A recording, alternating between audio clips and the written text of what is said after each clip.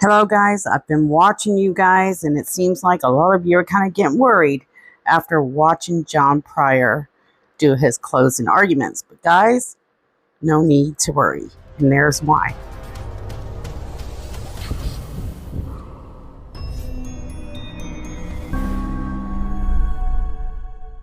Instruction number 18. Counsel went over that with you, but I want to go through it again briefly. Aiding and abetting is defined as before or during the commission, intentionally aiding, assisting, facilitating, promoting, encouraging, counseling, soliciting, inviting, helping, or hiring another to commit a crime with the intent to promote or assist in its commission. So John Pryor tried to make it seem as though, Chad is a victim here. Perhaps Lori Vallow was setting him up to be her next victim. I mean, you gotta think about it. She does have a history with husbands. And that he had nothing to do with zombies. He kind of insinuates that Melanie Gibb does. But this is what prosecutors say. Chad was saying if someone was a zombie, they had to die. And people that Chad labeled zombies, that were obstacles, that were in his way of being with Lori, or that he could get financial gain from, those were the zombies that actually died. So in court today, Chad's cocky demeanor was all but evident when the fact or the event in which he was involved was mentioned. That prosecutors seemed to line up to fit him. He managed to laugh, shook his head.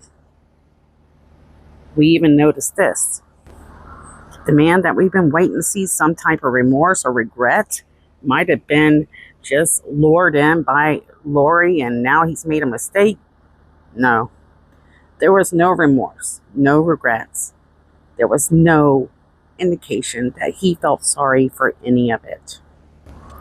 Those of you that believe there might be a wake-up call from either he or Lori, well, that's not going to happen. While the prosecution was speaking, Chad sat upright and very proud, shoulders straight, back straight, as Miss Blake told about his malicious story, step by step. And she did it for hours. Chad's reality is how he wants it, when he wants it, just like Lori Vallow. It's a Bonnie and Clyde team on steroids. Chad and Lori equal the perfect storm. While prosecution stood up and said that the cause of death would have been because of Tammy died naturally in her sleep. And if you remember, Emma Daybell actually testified that she was beside her mother when she signed up her life insurance through her work and that there was no men involved.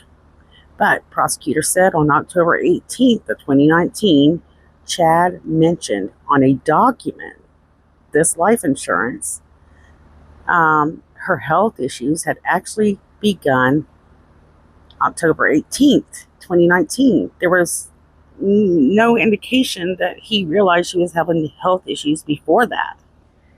And the fact that he signed this document kind of makes Emma's testimony seem frauded. Get the hiccup, sorry. But for me, the most shocking thing, I think, was Chad showed absolutely zero remorse for any of the dead. And it's been 2 months of this crazy court case, okay? And there's been no indication, not the slightest, that he had any type of concern for any of these people that have lost their lives. Worst of all, he didn't even seem to care that this is continuing to affect people's lives, including his own children. And what he's putting everyone through is just one indication of who he really is as a man, father, husband. Again, the only thing that mattered to Chad Daybell was what he wanted when he wanted it. Nothing else mattered just like prosecution said. What I did notice when I was watching the closing arguments by prosecutors is when Kay Woodcock's name came up, Chad's demeanor picked up quite a bit. And this is my ideal, this is my opinion, is I could sense there was quite hate radiating from him. You can see him clench his hands together as prosecutors went deeper into JJ's story. And when prosecutors played the audio tape of Lori talking to cops, you could basically see or sense Chad reminiscent of his good old days. Perhaps it was even intimate moments with Lori. While the jury listened to the serious concern of investigators searching for the 7-year-old JJ Vallow. Again, Chad Daybell remains in his upright position and acted as though the prosecutors lied. For the first time, I can see Chad Daybell getting antsy. He looks at John Pryor multiple times when listening to this audio. Another audio where they speak with Melanie Gibb, they're asking if JJ is safe. So let's talk about this. The fact that Lori's using this very select choice of words. You can tell that she kind of acts like they know what's going on and they know the routine. She accidentally used words like worried and would switch it up real quick. She would go out of her way to say that the children were safe. And again, she's using code talk and giving them hints that the fact that they don't know anything, well, that's a good thing. So around December, you have Ian and Melanie Gibb and Jason, who are all recording telephone calls with Lori and Chad, all concerned about the whereabouts of the children. Meanwhile, Lori and Chad are consistent when saying that people are lying about them and that they're making all these lies up to just go after them. And the thing is, why? Why would people do this? Well, Chad does say in one of his audio calls, Prosecutor Blake pointed out that Chad's kids would even testify to some of those facts. And man, that was a bullseye for Blake there. And you could see Pryor probably saying touche. And again, as Blake would mention, the body would have to die if they were a zombie in order to release these evil demons. Chad's only sign of any kind of reaction was shaking his head whenever he is accused of something he don't agree with. No doubt that the prosecutors are most likely disciples of Cain. That's something I think I can see Chad saying. So John Pryor's head is spinning. He must feel very impressed while listening to these prosecutors. It's no doubt in my mind that this closing argument by prosecutors, especially Miss Blank, was probably one of the smartest, well carried out closing arguments that I've seen to date. I think the most important thing I can point out with her closing argument is how she took the time to carefully put this story in a way jurors would be able to actually follow the story and put it together. If you remember Lori Vallow's trial last year, jurors actually come out after her sentencing, or not sentencing, her verdict, saying that, that they were kind of confused at times with this story and didn't know exactly who was who. It was a little difficult to follow. So that was very smart on the prosecutor's part.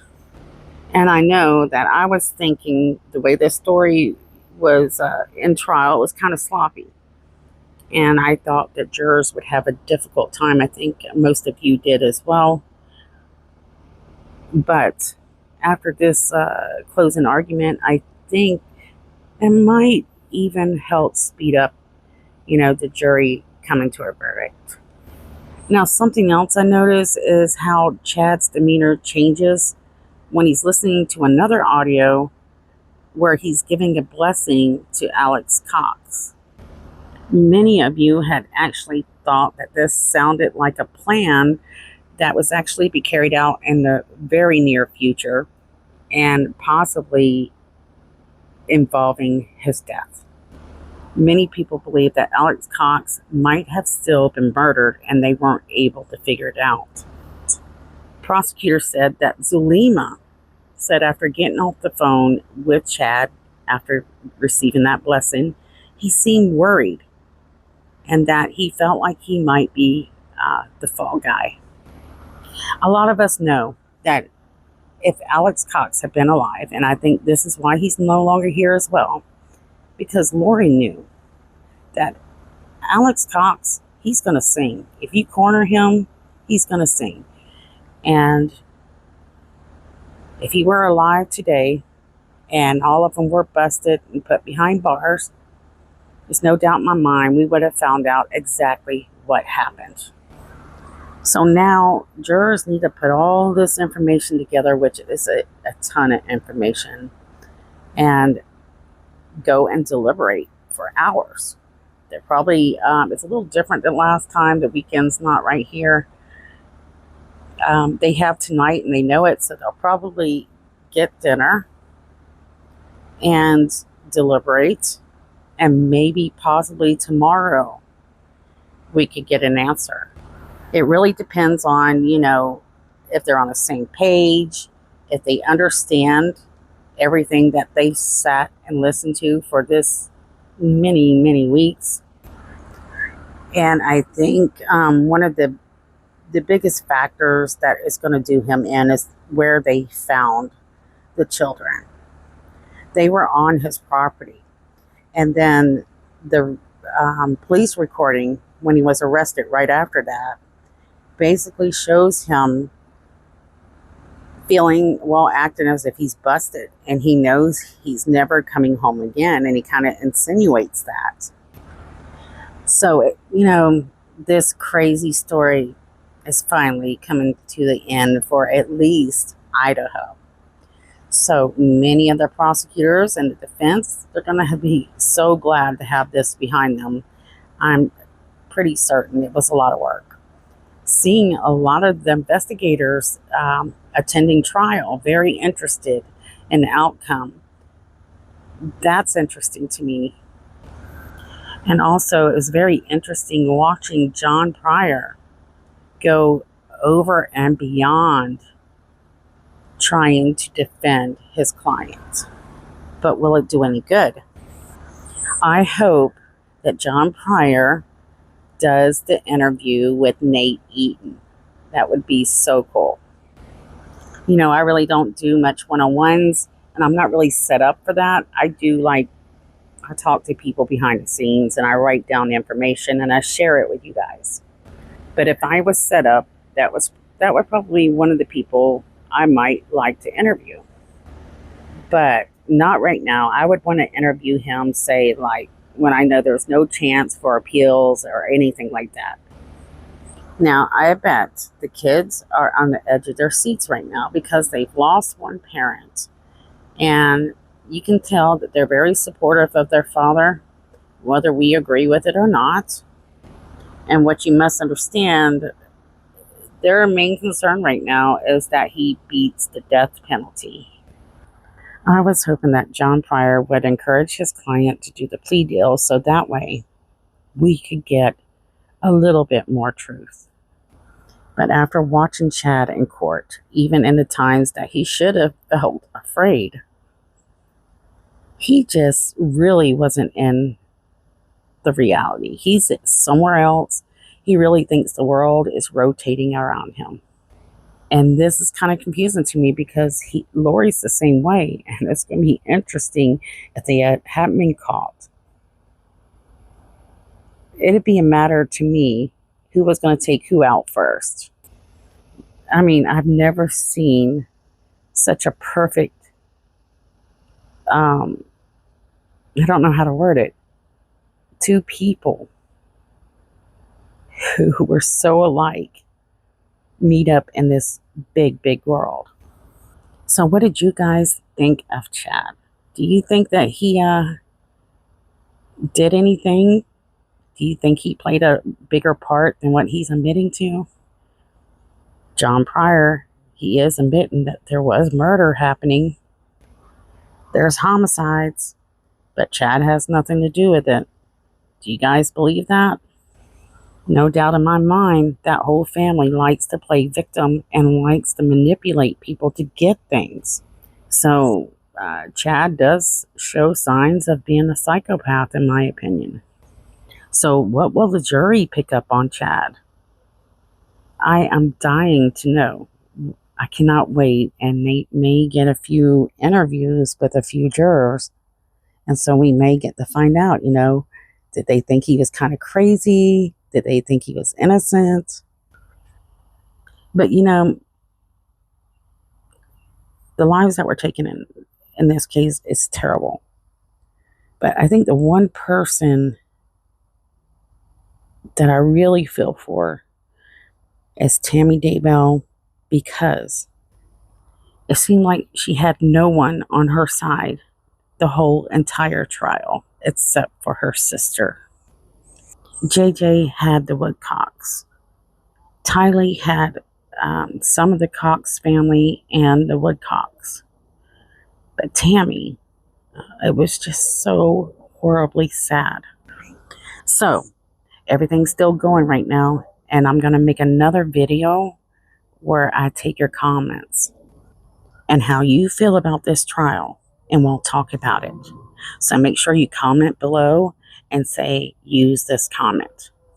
All right, guys. Love to the victims of this case, to the families. Don't forget to share our missing girls' faces, and I'll see you guys soon.